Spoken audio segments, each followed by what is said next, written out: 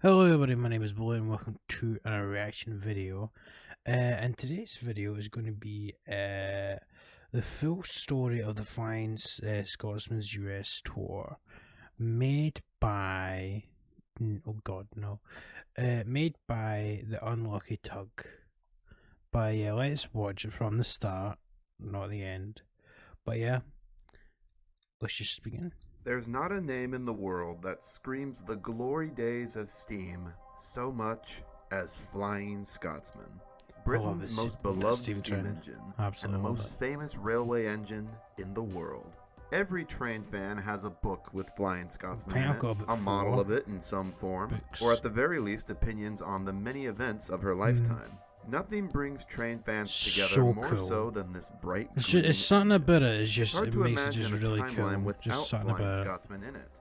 But what if I told you that timeline almost became the steam train just looks so much aesthetic than a diesel train. Detail, it just the does. Story of Flying Scotsman's Especially just tour of this steam United train. States and how I'll try not talk as much. Didn't return home. Okay.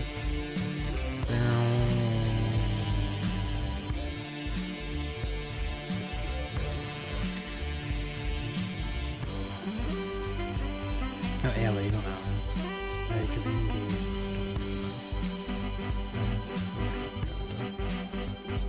where is this?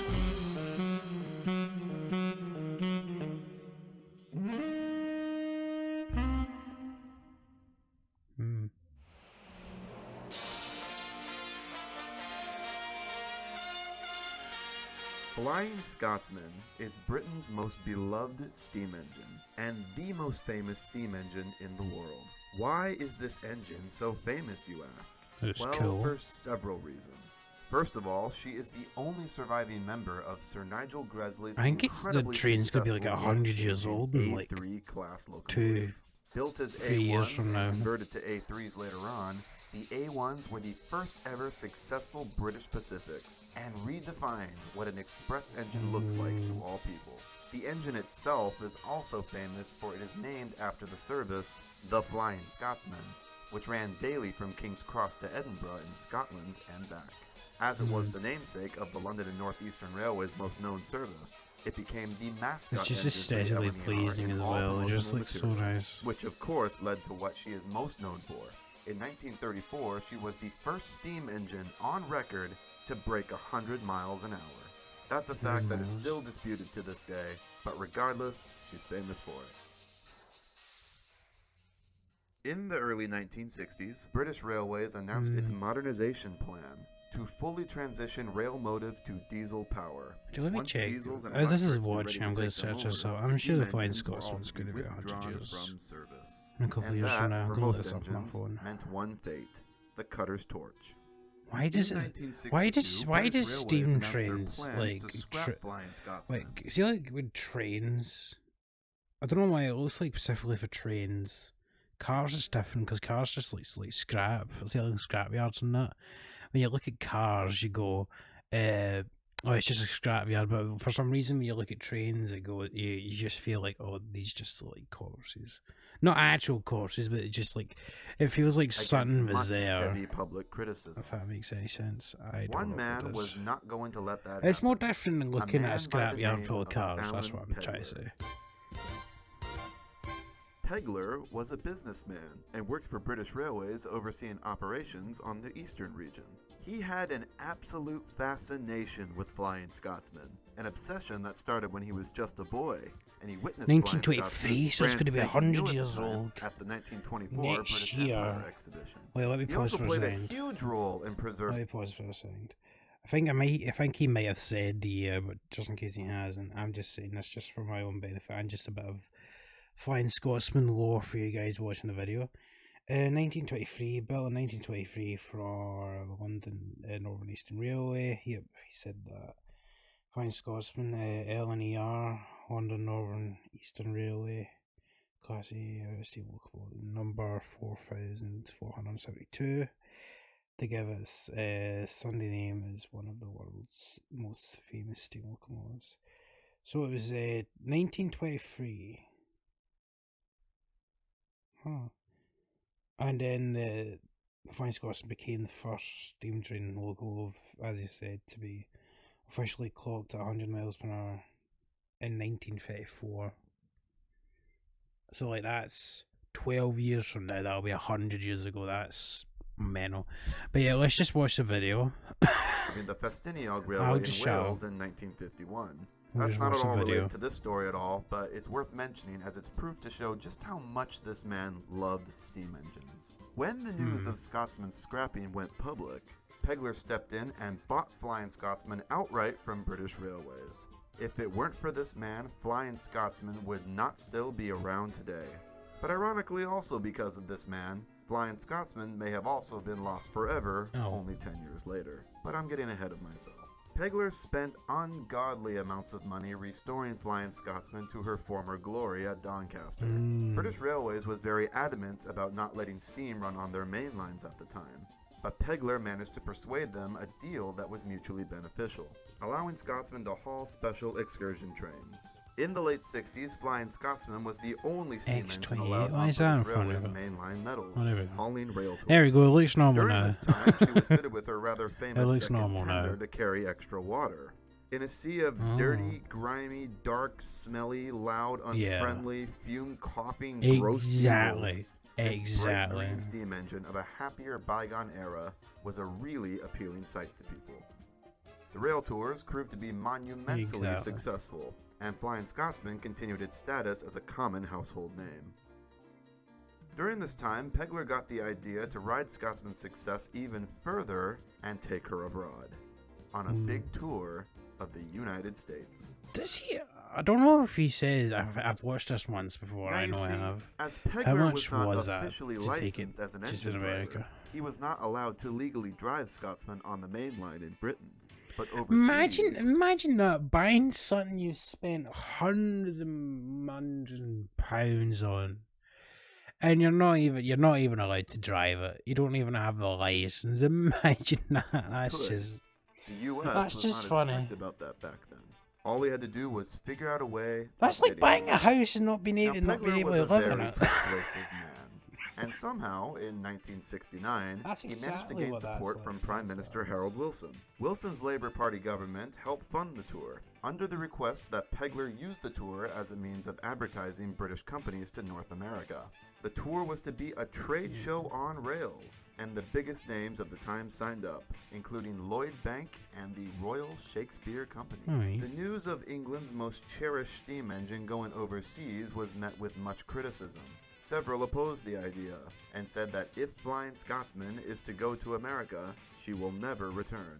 But Pegler was a dreamer, and still moved forward with his plan despite the criticism. To run in America, Flying Scotsman would need some modifications. Railroad regulations. I know I've been on Flying Scotsman twice. I know I have. Why am I saying it like I'm thinking? But yeah, I think it makes. I have not posted any pictures anywhere because then you see my ugly mug. So I have to edit it some.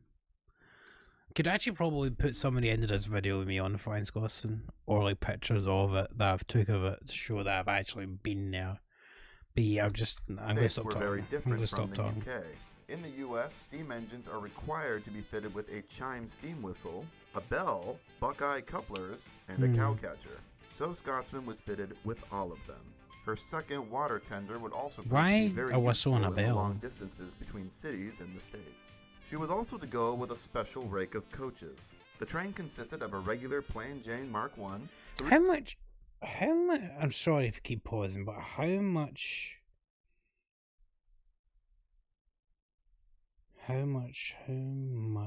was the Flying Scotsman first?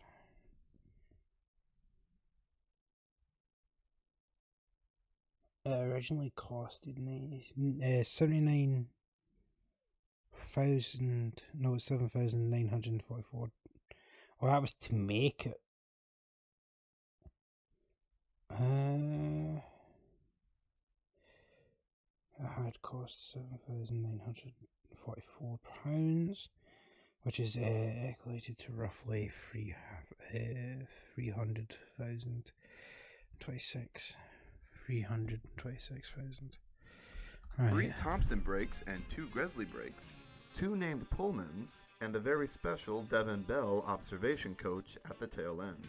The 5 brakes were all refitted into exhibition cars and had their windows covered up. These were not meant to carry passengers. They held the exhibits on Britain's companies that Pegler agreed to promote on this tour. The Mark I carried the crew and ran behind the engine. Why would British companies be advertising themselves in America, though? Like, didn't he not say, like, there was an English bank that, like, funded it as well? Oh, no, it was funded the tour. The corridor connections through the tenders to the cab. And the observation coach acted as a lounge and bar. The 2 Pullmans, named Isle of Thanet and Lydia, were not a part of the train for any touring purpose. These coaches had been used extensively during World War II by General Dwight D. Eisenhower. They were to be brought to the National Railroad Museum in Green Bay, Wisconsin, where they would be left to be displayed with the preserved A4 there, named Dwight D. Eisenhower after the former president himself. All the coaches were repainted into special Pullman liveries to match the 2 Pullmans. Everything was set. Alan Pegler was ready to take the Flying Scotsman on her big 2-year-long United States tour, from Boston, Massachusetts to Houston, Texas the first year, and around the West Coast and finishing at Green Bay, Wisconsin the second year. Here is the story of how he did it. Just like...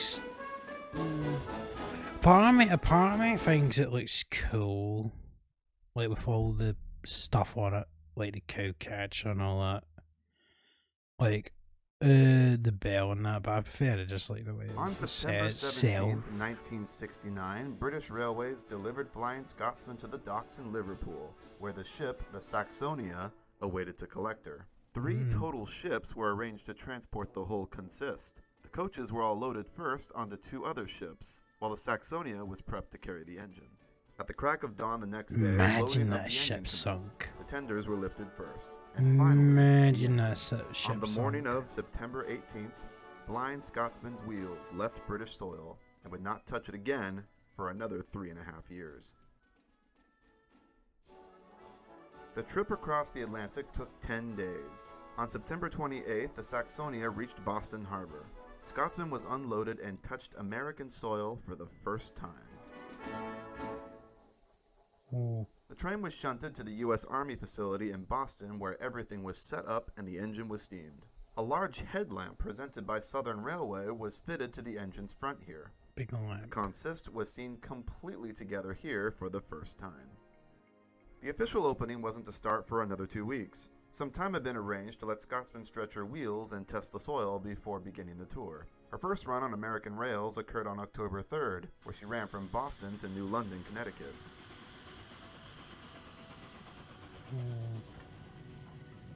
Scotsman's first run did not start out all that well, as she was greeted by some children throwing stones at her as she passed. One person even fired a shot. On her way back from New London, the crew fired back at the attackers by throwing lumps of coal at them. A beautiful case of life imitating art, huh? She returned to Boston for the beginning of the tour. October 8th saw the official opening. The whole train was displayed at Boston South Station as the celebrations took place. Crowds gathered, and Pegler and other important people gave speeches. On October 12th, Scotsman began her 2-month-long journey to Houston, Texas. Same thing, I don't think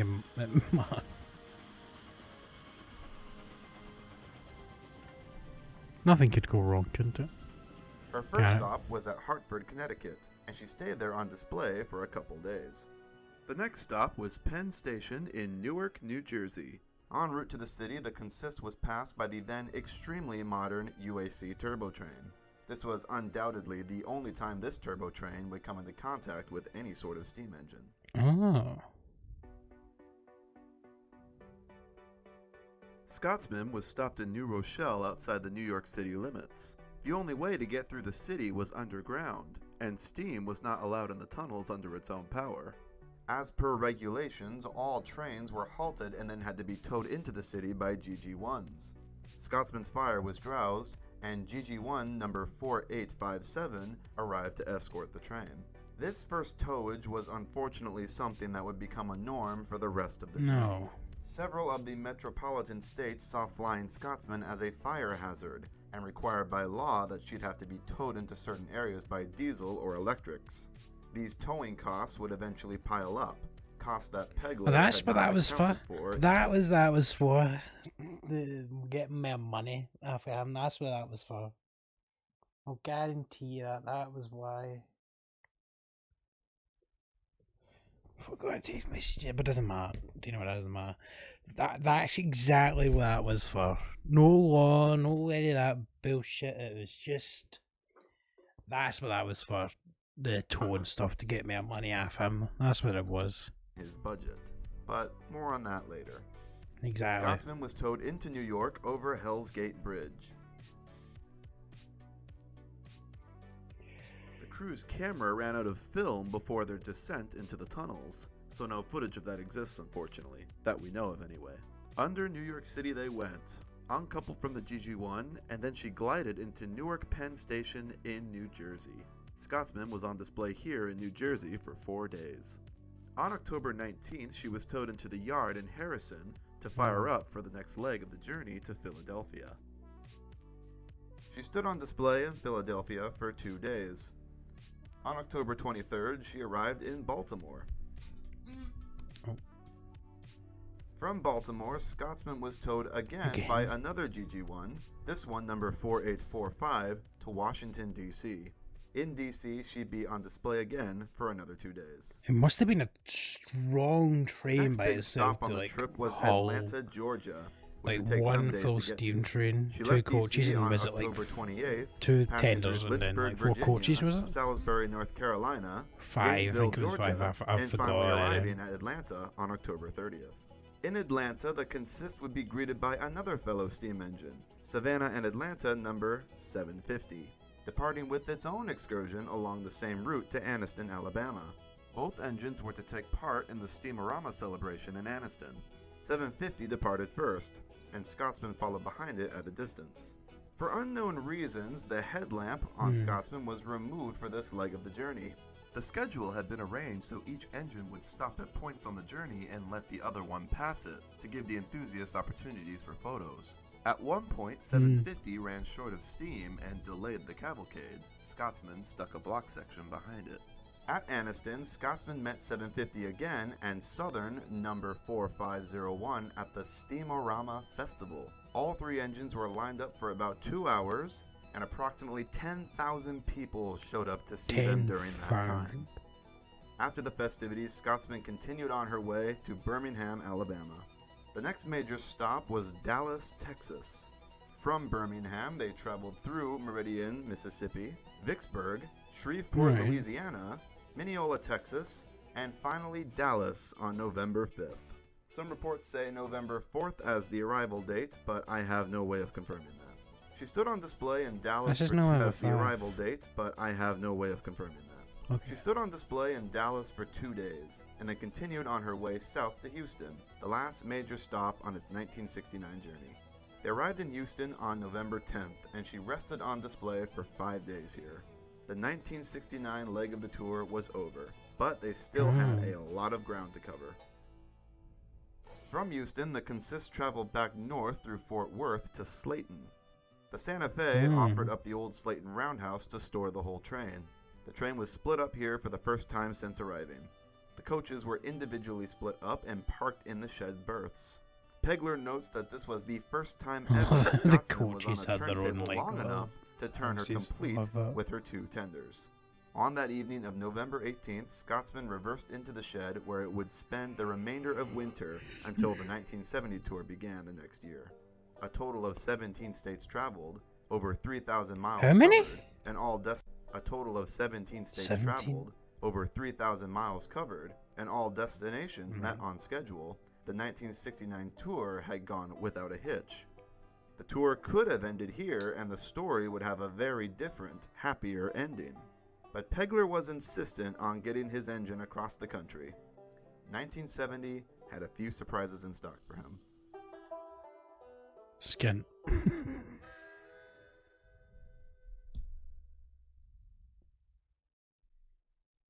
Just like everything else good in this world, Scotsman's tour schedule was messed up by politics. 1970 saw the voting out of Harold Wilson's Labour Party. 1970 saw the voting out of Harold Wilson's Labour Party in Britain and entering Edward Heath's Conservative Party. This change in political leadership would spell considerable discourse for the tour.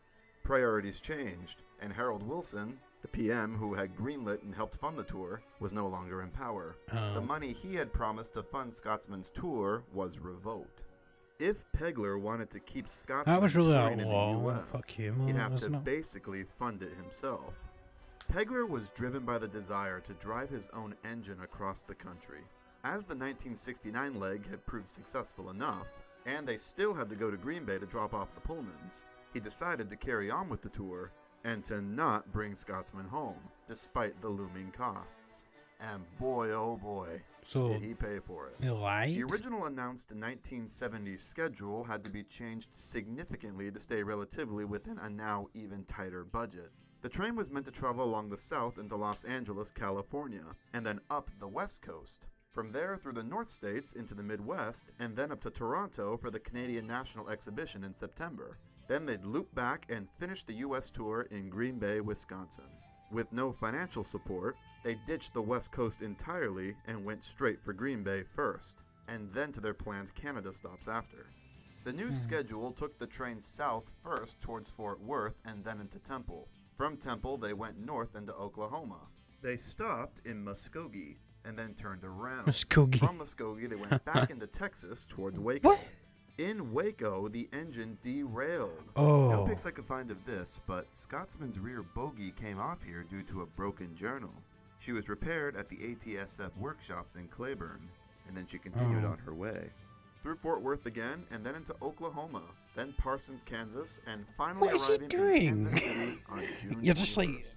Scotsman rested here on display for 7 days until June 29th. The next leg was to St. Louis, Missouri. On this leg, she passed through Mexico, and then Wright City, where these incredibly surreal photos of her on a modern freeway overpass were taken. Scotsman arrived at St. Louis on June 30th. Until July 6th, Scotsman was kept on display in Union Station. During this time, her cowcatcher was refitted and painted black to blend in a bit better and not stand out as much. Any photos of it in red were taken before St. Louis, and any photos of it in black were taken after. Chicago was the next stop. On this leg, Scotsman made a whistle stop in Decatur, Illinois. Once in Chicago, she stayed there on display in Dearborn Station until the 18th. On July 19th, she set north for her original final destination, the National Railroad Museum in Green Bay, Wisconsin, where she would stay for the next month on display in the yard. At the museum was fellow LNER engine, the A4 Dwight D. Eisenhower. This would be the last time these two LNER engines would ever meet. Mr. Dwight. Dwight did return to the UK for a brief period in 2012, but Scotsman was in pieces at that time. Scotsman was to continue on her way up into Canada to be a part of the Canadian National Exhibition. Scotsman a brief period in 2012, but Scotsman was in pieces. It was just a buttercup. So. Scotsman was to continue on her way up into Canada to be a part of the Canadian National Expo in Toronto.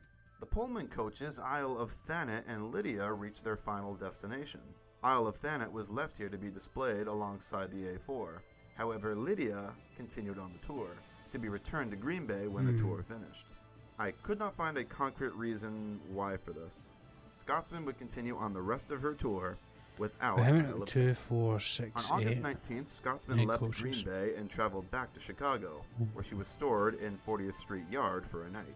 From Chicago, she went through Detroit, Michigan, through the St. Clair Tunnel into Ontario, Canada, through Hamilton, and finally Toronto on August 21st. She was based in Spadina Yard, where these posed photos of her and Canadian National number 6218 were taken. During her time in Toronto, Scotsman was on display at the Canadian National Exhibition, where Pegler gave cab rides to the exhibitors.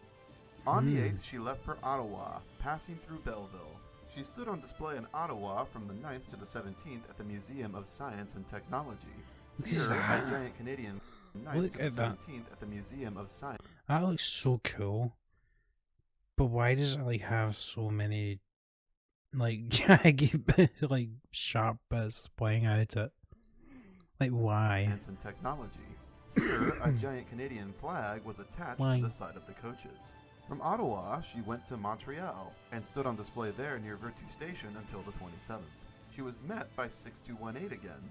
Here in Montreal Yard, her 6218, another turbo train, and a diesel engine were lined up for an exciting photo shoot. A rare lineup of engines that will never ever happen again. After Montreal, she traveled through Brockville into Kingston and stayed there for 2 days. Then from Kingston, she went through Toronto if it'd be like much Hamilton, bigger now if like for a day at James Street on October they were to do it again, but 2nd, I feel like if they do it again, it'd just be extremely too much money. On October 31st, Scotsman would travel to Toronto for a third time to take shelter for the winter. Why? The train was split apart again, with Scotsman being stored inside the old Spadina roundhouse. What was to happen next, no one knew.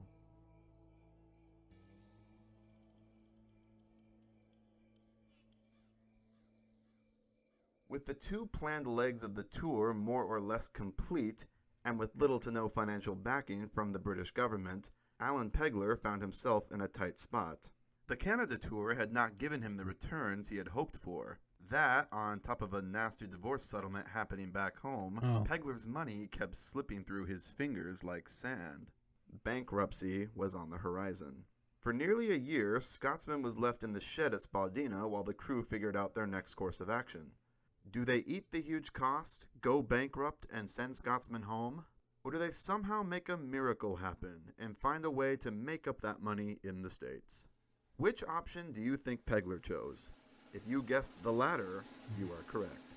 Pegler had heard of a festival in San Francisco called British Week, a citywide celebration of all things British, and he thought Flying Scotsman would be the perfect centerpiece for it. Maybe, just maybe, this could be the grand financial success that could save the tour. He decided to throw a Hail Mary. Pegler was all in. It was to San Francisco or bust. There was just one problem. British Week was in San Francisco, and Scotsman was in Toronto. Preparations took some time. Pegler pulled some strings with friendships he had made earlier in the tour to create the route to California. It wasn't until August that Scotsman was steamed up again. He was a really clever guy. You can tell. There were no big scheduled display events. Had a mouth as well, really. They had one goal, and it was to get Scotsman over the Rockies to San Francisco with less than 2 months to do it. On August 14th, she left Toronto en route to the west coast, crossing the International Suspension Bridge over the Niagara River back into New York. They stopped in Buffalo, and here the train was properly set up for the long journey across the continent. Circling around Lake Erie, they traveled through Lorain, Ohio in September, and from there continued westbound through Chicago. The train was a lot less glamorous than before, with only a skeleton crew aboard it, including Pegler's 17-year-old daughter, Penelope. They had no money for a full crew, so Pegler took on whatever help he could get for cheap. This meant Scotsman actually took on hitchhikers. One of these hitchhikers was a young lady named Kathy bound for Berkeley, California, who came aboard and became the train's cook for free passage. Another hitchhiker brought on later on was a man on a bicycle named Steve, bound for Portland. He hopped aboard and later helped look after the train at Fisherman's Wharf. The Flying Scotsman seemed more like a circus train for hobos than it did a trade show for business. On September 8th, they had reached Minneapolis, Minnesota. By September 11th, Williston, North Dakota, and September 13th, Whitefish, Montana. From there, the train traversed the Flathead Tunnel and then onwards through the Rocky Mountains into Spokane, Washington. She arrived in Spokane on September 15th. From there, she went through Pasco and then into Bend, Oregon. By September 17th, she had reached Klamath Falls, and then went south into California through Sacramento towards Stockton. From Stockton, she traversed through Altamont Pass, then through Fremont and up north into Oakland. On September 27th, Flying Scotsman had reached Oakland, California, with now only a bay separating her from San Francisco. San Francisco is located at the tip of a peninsula, with the only rail access to it coming from the south all the way around the bay. It was quicker to transport the consist there via ferry. In Oakland, Scotsman and the coaches were loaded onto the Las Plumas car ferry and were scooted across the bay to Pier 43. Scotsman was unloaded at Fisherman's Wharf, San Francisco, her final destination, and just in time for British Week in October.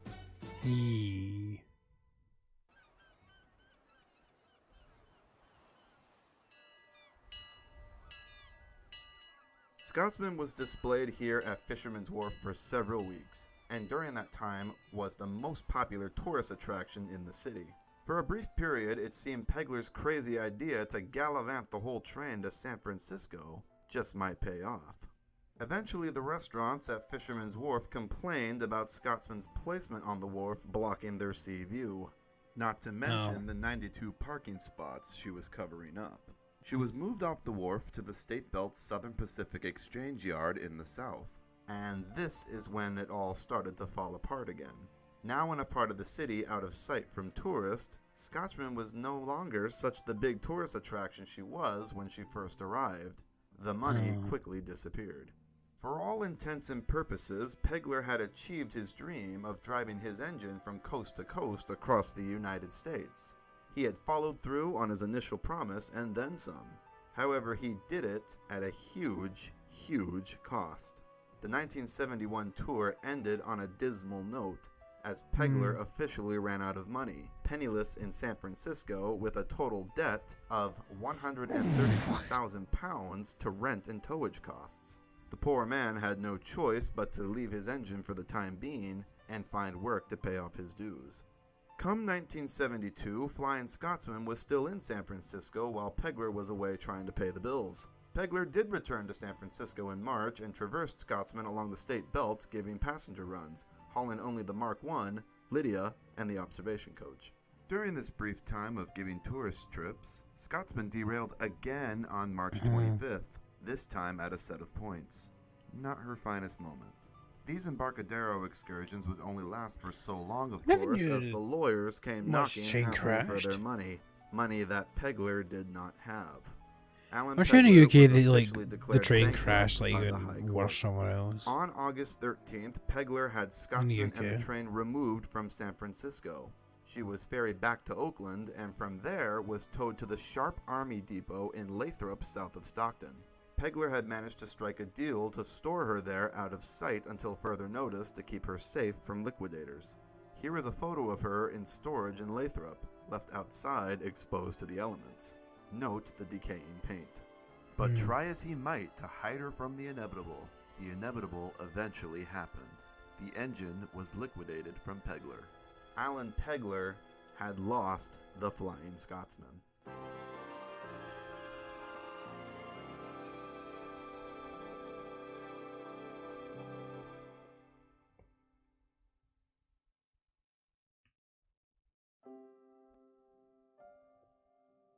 The engine he had saved from the cutter's torch 10 years prior was now in the hands of the United States government, with its future again uncertain. That's rubbish.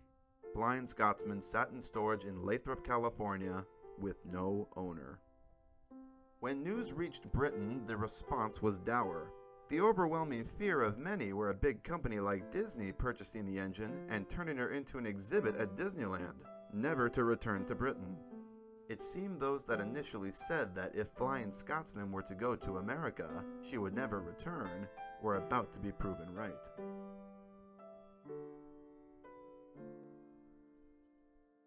This is where a wealthy British businessman named William McAlpine, Bill for short, comes into our story. Bill was the director of the McAlpine Construction Company. He had an adoration for steam engines, and had started collecting his own in the 60s. Bill was made aware of Flying Scotsman's plight after being approached by a powerful committee to join them in a rescue attempt. What they needed was money, and Bill had it. In December, George Hinchcliffe, the operational manager for Flying Scotsman, was tasked to go to the States to see what was needed exactly to get her home. In January 1973, Hinchcliffe was present in California working out a deal, while the railroad attorneys were preparing a writ of attachment for the engine to put it up for sale to pay off the rental fee debts. On this day, January 2nd, Hinchcliffe phoned McAlpine with the exact number needed to pay off the debts. McAlpine agreed and wrote the check.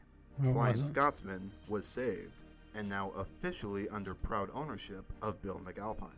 The nation was relieved. Flying Scotsman was moved out of storage in Lathrop and towed back to the Oakland dockyards in secrecy, as some creditors were still left unpaid at this point, including the San Francisco Port Authority. She was a part of a freight train of boxcars hauled by 3 diesels. Funnily enough, they managed to transport Scotsman without gathering public attention. It was the moving of a giant floating crane across San Francisco Bay that got a local reporter investigating. The crew managed to persuade him from filing the story of Scotsman's move until her ship was outside U.S. waters, with a very liberal supply of Scotch whiskey. Everything in this world has a price. On January 17th, she was lifted off American soil for the final time. She was first loaded onto a barge and then scooted across the bay to the deeper waters of Oakland docks, where her ship home, the California Star, awaited her. Welded to the ship's deck with her 2 tenders on either side of her, Scotsman's 8,000-mile journey home commenced. The ship, coming from the west coast, of course journeyed through the Panama Canal. Flying Scotsman would be the first ever steam locomotive to travel through it. Here we see Flying Scotsman off the shores of Panama, a once-in-a-lifetime sight, never to be repeated again. The California Star arrived in Liverpool, to the exact dock Flying Scotsman had been loaded 3.5 years before. In typical England fashion, it started to snow as the unloading began. Over 15,000 miles traveled on American soil, and 3.5 years later, Flying Scotsman touched down onto British soil, never to leave it again. Except for the one time that she did, but that's another story. Being left outside in storage, exposed to the California sun and rain and the grueling sea crossing had all left their marks, and Scotsman arrived back to England in a rather sorry state. She was scheduled to be restored at Derby, and British Railways instructed that she be taken there by a low loader. Bill McAlpine disagreed and insisted that if she was fit to run, then she can go there under her own steam. And so she did. The celebration was indescribable. Over 100,000 people turned up to the stations and line sides to see her running light engine to Derby. Flying Scotsman was home at last, and the nation couldn't have been happier. At Derby, Flying Scotsman was returned to former glory with new paint, and it wasn't long before she was back on the main line. Flying Scotsman was back where she belonged, in the UK hauling rail tours on the main line, and she still continues to do so to this very day.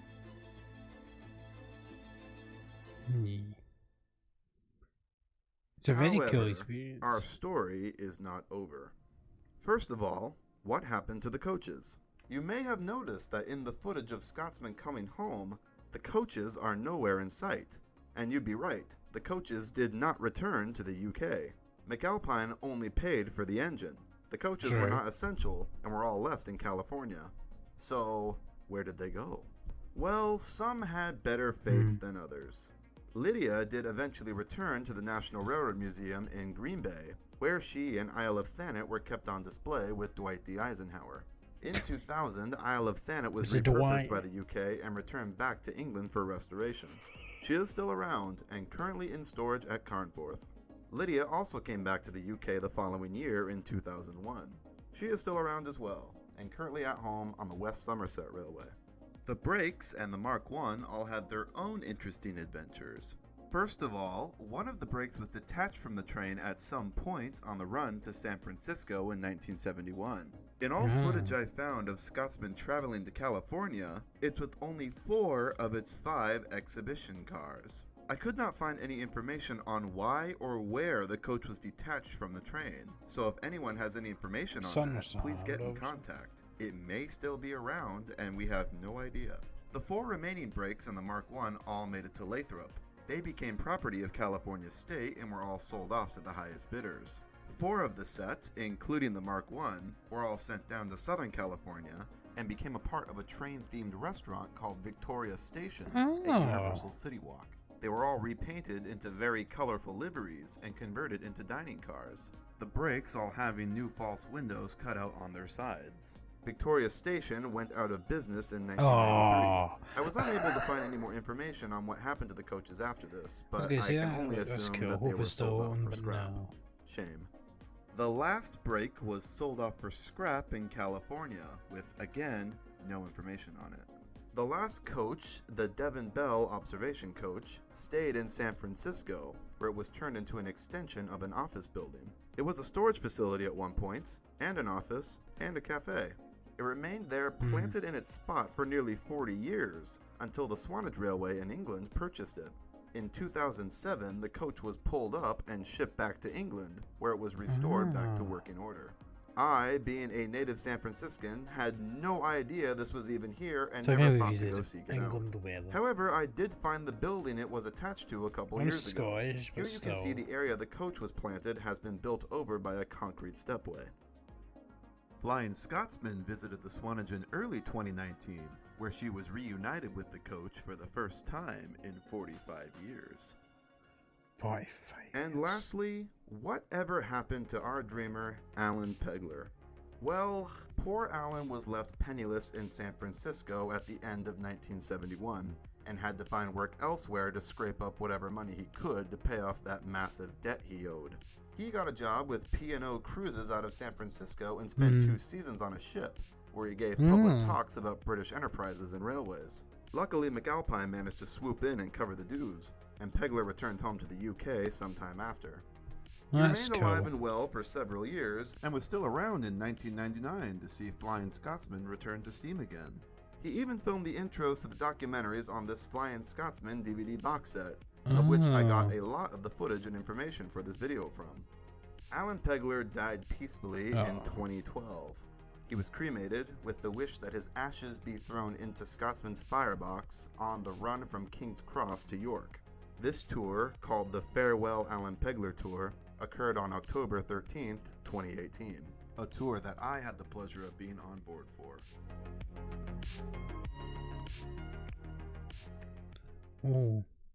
The story of Flying Scotsman's USA tour is one of the most fascinating stories in all of railway history to me.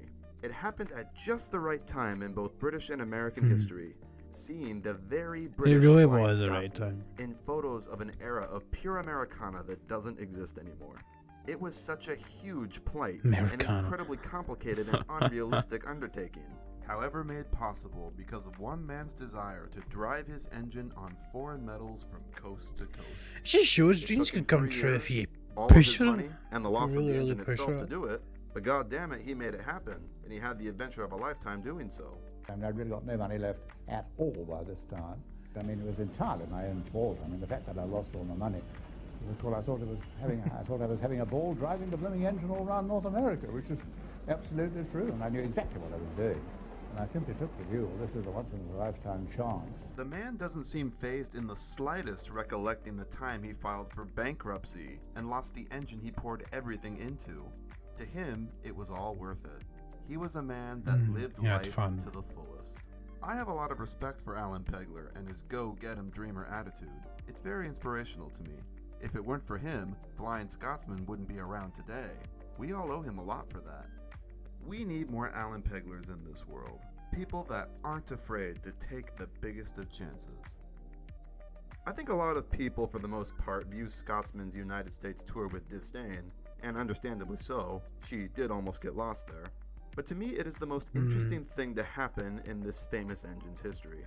As someone who has always been fascinated by this tour for years, it has been so satisfying for me to compile everything for this video and finally tell its full story. There are still several gaps of information that are missing about this tour, so if anyone watching has any more to add to the conversation, please tag me on Twitter. Thank you all so much for watching, and I'll see you all in the next one. Yeah.